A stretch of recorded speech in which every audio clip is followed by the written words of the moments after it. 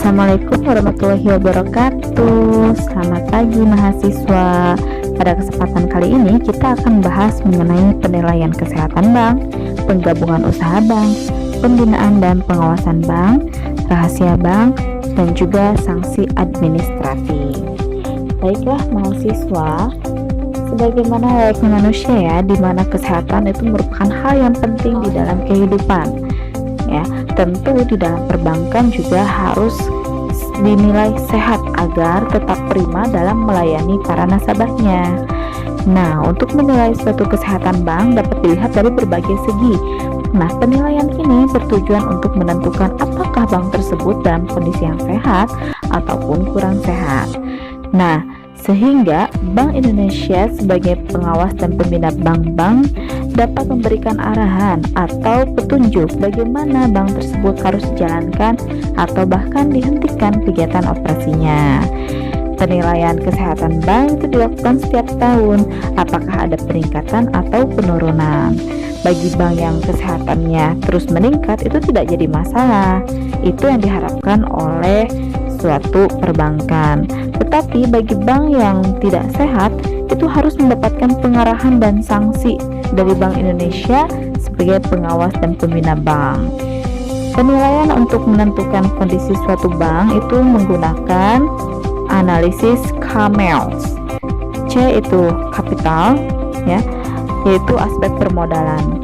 Yang dinilai adalah permodalan yang ada didasarkan kepada kewajiban penyediaan modal minimum bank.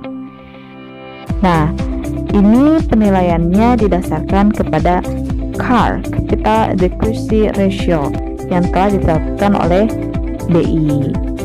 Minimumnya itu harus 8% modalnya.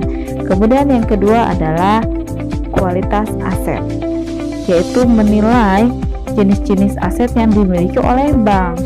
Penilaian aset itu harus sesuai dengan peraturan oleh Bank Indonesia dengan membandingkan antara aktiva produktif yang diklasifikasikan dengan aktiva produktif. Kemudian nanti dinilai juga mengenai rasio penyisihan atau penghapusan aktiva produktif terhadap aktiva produktif yang diklasifikasi. Nah, rasio ini dapat dilihat dari neraca yang telah dilaporkan secara berkala kepada Bank Indonesia. Yang ketiga, aspek likuiditas. Nah, aspek likuiditas ini bank bersangkutan harus dapat membayar semua utang-utangnya, terutama simpanan, tabungan, giro, dan deposito pada saat ditagih, dan dapat pula memenuhi semua permohonan kredit yang layak dibiayai. Oke, selanjutnya satu lagi ada aspek kualitas manajemen ya. Kualitas manajemen ini dilihat dari kualitas SDM yang bekerja di dalam suatu bank tersebut. Dilihat dari segi pendidikan dan pengalaman dari karyawannya ya. Itu dilihat juga dari manajemen permodalan, manajemen kualitas aktiva, manajemen umum, manajemen rentabilitas, dan manajemen likuiditas. Jadi SDM-nya yang harus sesuai dengan background pendidikan, kemudian pengalaman dari karyawan tersebut. Selanjutnya ada aspek rentabilitas. Aspek rentabilitas ini kemampuan bank dalam meningkatkan laba. Penilaian itu dilakukan dengan membandingkan rasio total aset ya, atau biaya operasi dan biaya pendapatan. Selanjutnya ada aspek sensitivitas. Ini aspek yang terakhir ya, itu dengan dilihat tadi tingkat perolehan laba yang harus dicapai dan mampu melihat risiko apa yang akan dihadapi. Nah, itulah mengenai analisis CAMELS untuk penentuan kondisi bank. Nah, dalam hal ini ya, ada 4 golongan predikat kesehatan bank. Ada yang dinamakan predikatnya itu sehat apabila nilai dari penilaiannya itu rentang antara 81 sampai 100. Ada yang cukup sehat, kurang sehat, dan ada juga yang tidak sehat. Ada kalanya perusahaan hanya bertahan 2 atau 3 tahun kemudian bubar. Hal ini disebabkan berbagai faktor, terutama disebabkan oleh faktor manajemennya. Bagi perusahaan yang mengalami kesulitan, kemudian mengancam kehidupannya, Banyak cara yang dilakukan agar tetap hidup dan berkembang. Salah satunya adalah bergabung dengan perusahaan lain. Bagi dunia perbankan yang mengelola bisnis kepercayaan di mana hidupnya sangat tergantung dari pelayanan yang diberikan kepada masyarakat. Artinya, kalau masyarakat sudah tidak percaya lagi kepada salah satu bank, maka dampaknya akan berakhir riwayat bank tersebut apabila tidak berubah pelayanannya. Oleh karena kegiatannya menyangkut uang masyarakat dan kepercayaan yang diberikan, maka setiap periode diadakan penilaian tentang kesehatan suatu bank. Dan bagi bank yang dinyatakan tidak sehat untuk beberapa periode, maka disarankan untuk melaksanakan penggabungan dengan bank lainnya. Penggabungan dalam dunia perbankan tidak hanya bagi bank yang dinilai tidak sehat saja, akan tetapi banyak yang sehat pun dapat pula bergabung dengan bank lainnya, tetapi mempunyai tujuan yaitu untuk menguasai pasar. Namun biasanya penggabungan antar bank ini yang lebih diutamakan adalah yang tidak sehat. Sebelum melakukan penggabungan, pihak perbankan dapat memilih beberapa bentuk penggabungan. Pertama, ada yang namanya merger, adalah penggabungan dari dua bank atau lebih dengan cara tetap mempertahankan berdirinya salah satu dari bank dan memubarkannya bank-bank lainnya tanpa melikuidasi terlebih dahulu. Nah, penggabungan ini dapat dilakukan dengan cara menggabungkan seluruh saham bank lainnya yang ikut bergabung menjadi satu dengan bank yang dipilih untuk dijadikan bank yang akan dipertahankan. Biasanya nih ya, bank hasil merger memakai salah satu nama yang dipilih secara bersama. Contoh, Bank Maras melakukan merger dengan Bank Menumbing dan disepakati memakai nama Bank Maras. Maka Bank Menumbing itu diganti menjadi Bank Maras. Kedua, konsolidasi. Penggabungan dari dua bank atau lebih dengan cara mendirikan bank baru dan membubarkan bank-bank tersebut tanpa melikuidasi terlebih dahulu. Contohnya konsolidasi yaitu Bank Maras melakukan konsolidasi dengan Bank Menumbing. Maka nama kedua bank tersebut dibubarkan dan menamakan bank yang baru, misalnya Bank Mangal. Yang ketiga ada akuisisi. Akuisisi merupakan pengambil alihan kepemilikan suatu bank yang berakibat beralihnya pengendalian terhadap bank. Dalam penggabungan dengan bentuk akuisisi, biasanya nama bank yang diakuisisi tidak berubah dan yang berubah hanyalah kepemilikannya. Misalnya, Bank Maras diakuisisi oleh Bank Menumbing, maka nama Bank Maras tidak berubah dan yang berubah adalah kepemilikannya saja, yaitu menjadi milik Bank Menumbing. Ada beberapa alasan suatu bank melakukan merger, konsolidasi, dan akuisisi. Pertama, masalah kesehatan bank. Maksudnya, apabila bank sudah dinyatakan tidak sehat oleh Bank Indonesia, maka sebaiknya melakukan merger atau konsolidasi atau akuisisi. Yang kedua, modal relatif kecil sehingga untuk melakukan ekspansi itu akan terlalu sulit. Yang ketiga, manajemen bank yang semrawut atau kurang profesional, baik itu dari dewan direksi ataupun dari pegawai banknya. Selanjutnya, administrasi yang kurang teratur dan masih tradisional, tidak bisa mengikuti perkembangan zaman.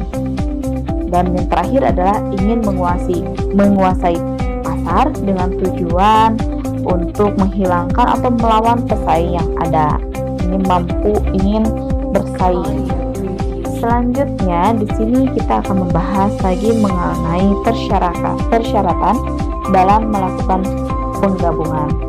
Pertama, itu harus ada atau telah memperoleh persetujuan dari Rapat Umum Pemegang Saham RUPS bagi bank yang berbentuk badan hukum perseroan terbatas atau rapat sejenis lainnya bagi bank yang bentuknya swasta.